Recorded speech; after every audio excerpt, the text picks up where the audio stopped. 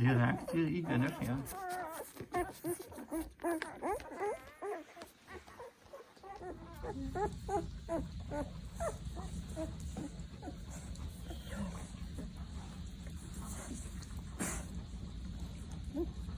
Is het? Doe maar, trek.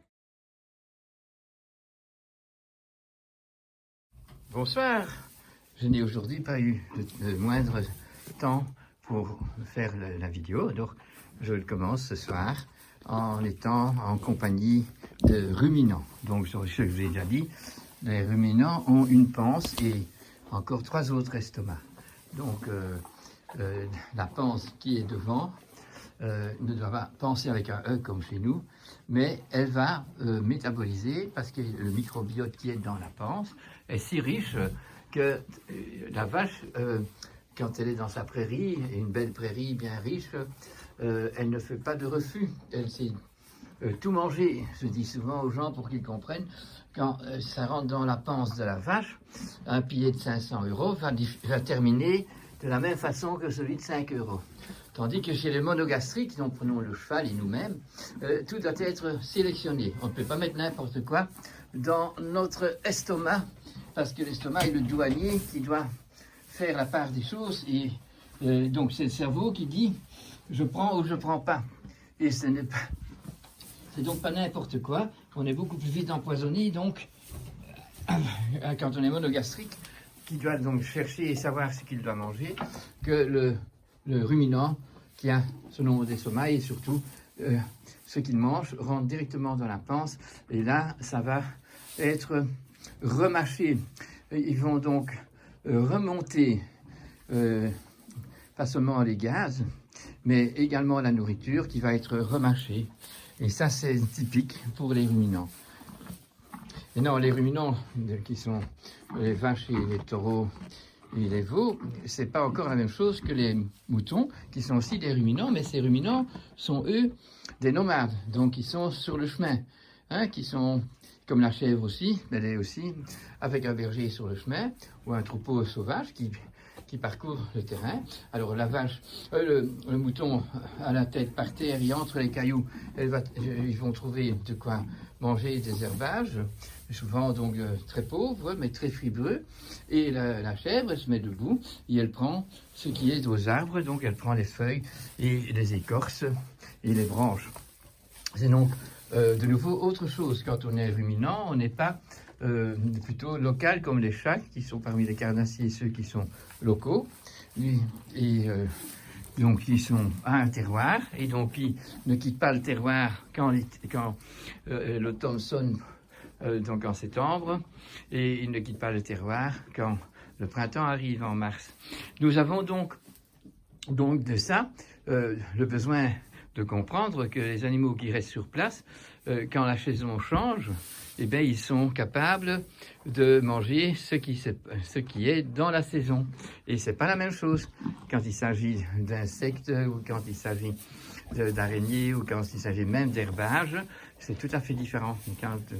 C'est donc important de se rendre compte que quand on est nomade et qu'on a des animaux nomades qu'on a domestiqués, qu'on a donc mis sur place, qu'on a sédentarisé, que nous devons tenir compte que pour l'hiver, on doit avoir du foin, de la paille, des betteraves, qu'on doit avoir donc préparé une écurie, étable, chèvrerie, bergerie, et chaque fois dans la qualité, pour la qualité de l'animal dont nous sommes responsables. Donc ce n'est pas des productions qu'on fait, ce n'est pas des exploitations que nous avons, mais nous avons des endroits qui sont sélectionnés et qui sont entretenus avec beaucoup d'amour pour donner réponse aux besoins de chaque animal, chaque sorte d'animaux. Et en plus, dans une bonne ferme, nous n'avons pas une exploitation qui n'a qu'une sorte d'animaux du même âge, du même sexe. Non, non, il y a communication. Et il y a toujours des poules, de la volaille, des volailles. Et quand on est dans un endroit très humide, ce sera du canard et des oies. Mais donc, on a tout était prévu dans l'évolution de l'humanité. Tant qu'on était, si vous voulez, dans un monde où on transmettait, on était donc très connaisseur de son terroir, on connaissait et on respectait le terroir Et donc, on était sur une zone, donc partout, on avait d'autres animaux qui ont reçu le nom du terroir. Et ça, quand on a abonné ça pour le lucratif, pour l'économie, on a perdu l'écologie et on a lâché les valeurs de chaque terroir et ça amène la maladie. Donc, il faut donc qu'on comprenne bien que l'humain, l'Homo sapiens, est un animal qui pourrait être intelligent. C'est un animal qui est doué de la raison, de l'imaginaire. Et de par l'imaginaire, il peut arriver à réfléchir et à discerner, à savoir par ses expériences ce qui est juste et ce qui n'est pas juste. Alors ça, il est bien grand temps qu'on se rende compte que depuis la Deuxième Guerre mondiale, tout ce qu'on fait n'est pas juste et qu'on légifère tous des poisons pour que ça puisse être actif dans une vue économiquement planétaire où tout peut être vendu partout. Mais alors, il faut des conservants, il faut des exhausteurs de goût, et donc, nulle part, c'est bon pour la santé. Et c'est ainsi que nous avons une population maintenant qui a besoin de beaucoup de prisons, parce que mentalement, on est des malades, et on a besoin de beaucoup d'hôpitaux, puisque nous sommes tout le temps dans la maladie, et on supprime la maladie qu'on a pour en faire une autre, pour la dévier. Et si on n'a pas compris ça, ben, le Covid qui est arrivé, ben, il devra encore rester. Dès que nous montrons que nous avons de la sagesse et que nous avons de la connaissance et du discernement, eh bien, il ne devra plus nous embêter parce que nous ne comprenons pas. Et il pourra partir dans la dormance. Il y a une relation. L'homme est le seul être qui est un animal et uniquement animal jusqu'à son âge de raison, parce qu'à ce moment-là, il est comme un animal tout à fait innocent. Et vous voyez aussi que le Covid ne touche pas les enfants, pas les animaux, parce que eux sont innocents. Ce n'est que les responsables, ce sont les humains qui ont passé l'âge de raison et qui ne prennent pas le chemin de la sagesse et de l'expérience qui nous aident à discerner. Non, on est dépendant, on est consommateur ou producteur de saloperies qu'on trouve très belles et très beaux et qu'on aime beaucoup. Tout ce qu'on met dans l'alimentation, c'est comme ça, et tout ce qui est dans la technologie, c'est comme ça aussi.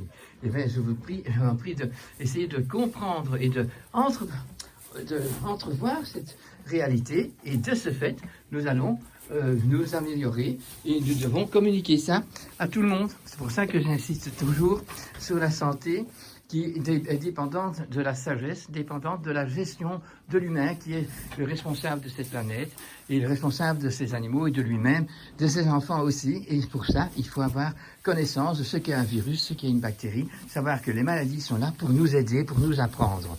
Et c'est donc absolument nécessaire de comprendre la maladie et pas de la supprimer, d'exterminer la maladie, parce qu'alors il y a d'autres qui arrivent, et celles qui arrivent sont vraiment de plus en plus sérieuses et transmettent des maladies qu'on appelle chroniques, débilitantes, qui nous donnent des maladies où on voit que quand on est vieux, ben on est à l'hôpital avec des tubes dans tous les orifices qu'on peut penser et qu'on survit, mais pas dans une situation de bien-être, puisqu'on n'est pas dans un endroit où on est famille, où la famille est une vraie famille, où le village a une unité, a une âme. Alors redonnons une âme à tous les endroits où on est, à toutes les petites fermes que nous allons créer, hein, à tous les endroits où on éduque, dans toutes les écoles, dans toutes les paroisses. Enfin, tout doit être avec une âme attachée au terroir et attachée à la volonté de l'homme de faire de l'endroit où on est un paradis où on est social et on vit avec les animaux et les plantes en harmonie. Et l'harmonie, c'est donc pas évident. Un bel orchestre qui fait une belle musique, elle invite une fausse note. Et quand on n'a que des fausses notes, eh bien c'est ce qu'on a aujourd'hui. Et alors, tous les dirigeants et tous les intellectuels, tous les professeurs, sont débiles parce qu'ils continuent malgré qu'on voit bien que c'est pas bon, on ne fait pas des nouvelles lois qui interdisent tout ce qui n'est pas bon. Non, on continue à donner des nouvelles lois à dissocier qui se dissocient de tout ce qui pourrait être le bien-être et le bien ensemble.